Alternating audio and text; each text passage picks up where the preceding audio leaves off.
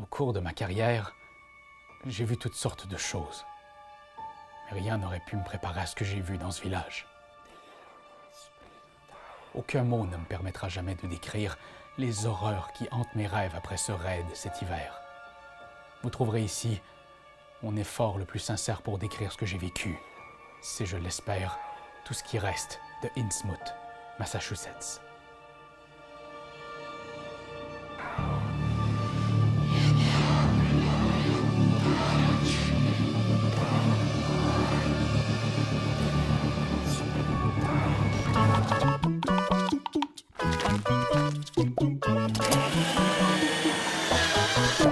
Bureau of Investigation est un jeu d'enquête coopératif qui se déroule dans l'univers du mythe de Cthulhu. Il se joue de 1 à 8 joueurs et une partie peut prendre jusqu'à 90 minutes. Le jeu se base sur les principes qu'on retrouve dans le classique Sherlock Holmes Détective Conseil, avec quelques ajouts. Cette boîte contient 5 enquêtes occultes que vous devrez résoudre. Pas de souci aujourd'hui, on va s'assurer de ne pas gâcher le contenu des histoires. On va parfois faire référence à l'enquête démo que vous pouvez trouver gratuitement sur le site de Space Cowboy. Le lien est dans la description de la vidéo. Vous pouvez m'écouter en toute sécurité. Tous les joueurs incarnent des agents du Bureau of Investigation. Vous allez tenter de résoudre des crimes étranges qui semblent tous liés de près ou de loin aux événements lugubres survenus à Innsmouth en 1928. Qu'est-ce qui s'est passé à Innsmouth? Ça, je ne peux pas vous en parler. Mais en gros, on a découvert une conspiration d'hommes-poissons vénérant une entité aquatique millénaire défiant toute compréhension. Mais je ne peux pas en dire plus. Les joueurs vont avancer ensemble dans le récit, comme dans un livre à embranchement narratif. Votre enquête va vous amener à lire des entrées du livret où vous trouverez des indices, des informations. Vous devrez réfléchir réellement à tout ce que vous lisez pour dresser le portrait de qu'est-ce qui est en train de se passer. Vous devrez déduire ou mourir. Mais on ne meurt pas tout le temps dans ce jeu-là. Hein? Des fois, on fait juste perdre le contact avec la réalité. Alors, comment on joue? Vous allez voir, c'est tout simple. Commencez par choisir le livret d'enquête à explorer. Les enquêtes sont toutes indépendantes. Vous pouvez les faire dans l'ordre de votre choix. Mais bon, le jeu vous propose quand même de les faire dans cet ordre. 1 à 5. Mais c'est juste une suggestion, OK? Pas de stress!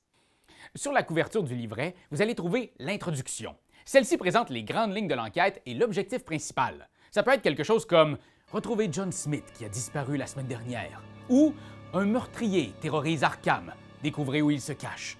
Ce genre de choses-là, je l'invente en ce moment. Mais vous comprenez l'ambiance. C'est rarement « Trouver le meilleur lieu pour la fête surprise de Michel ».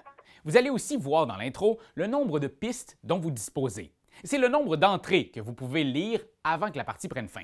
Par exemple, ici, c'est marqué 10 pistes. Mais ça se peut que ce soit écrit 15 heures ou 15 jours. Tant que c'est écrit en gras dans l'intro avec un chiffre, ça veut dire que vous pouvez lire 10 ou 15 petits paragraphes numérotés et après, c'est fini. Plus le droit de lire. Il faut résoudre, cher ami. Vous allez aussi trouver, sur le livret d'enquête, les éléments de mise en place. Peut-être que pour cette aventure, vous aurez besoin de la carte de la ville d'Arkham, l'annuaire ou d'autres matériels funky que vous trouverez dans la boîte. Bon, vous avez lu votre mission, vous avez rassemblé votre matériel, c'est maintenant l'heure d'enquêter. Même si tout le monde réfléchit constamment ensemble, je vous suggère quand même de jouer à tour de rôle.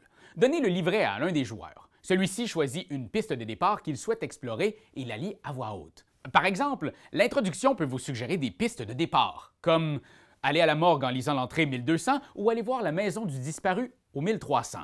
Allons à la morgue! Chaque piste peut être explorée de deux façons, en entretien ou en investigation. L'entretien, c'est l'approche la plus directe, la plus officielle. Vous allez montrer votre badge, avoir une discussion, ce genre de choses. Si vous choisissez cette approche, lisez l'entrée dans la section beige du livret. Vous pouvez aussi choisir une approche plus subtile, plus sournoise.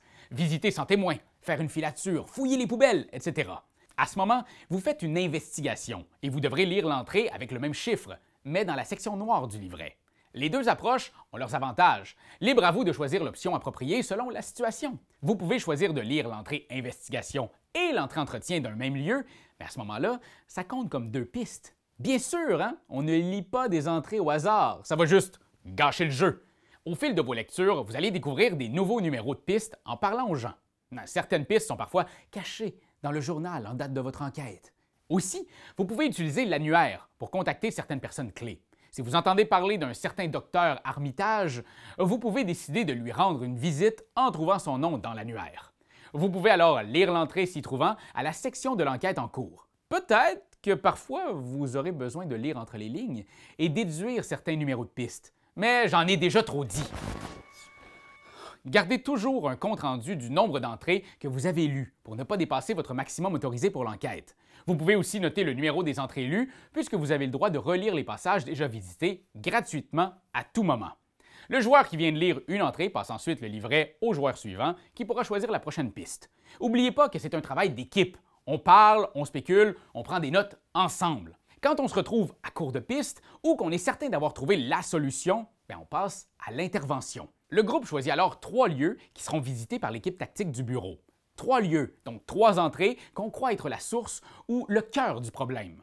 On va ensuite à la section intervention et on vérifie si un ou plusieurs de ces numéros s'y trouvent. Si on a visé juste, on reçoit des points de 0 à 7. Si vous parvenez à obtenir au moins 4 points, la mission est un grand succès. Si vous obtenez un 7, alors vous êtes un champion et vous êtes vivement félicité. Youpi!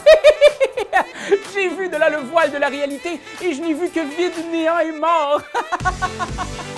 Si vous avez 3 points au moins, la mission est un échec. Je ne veux pas vous stresser, mais si vous fouillez au mauvais endroit, au mauvais moment, il se peut que la partie prenne fin avant l'intervention.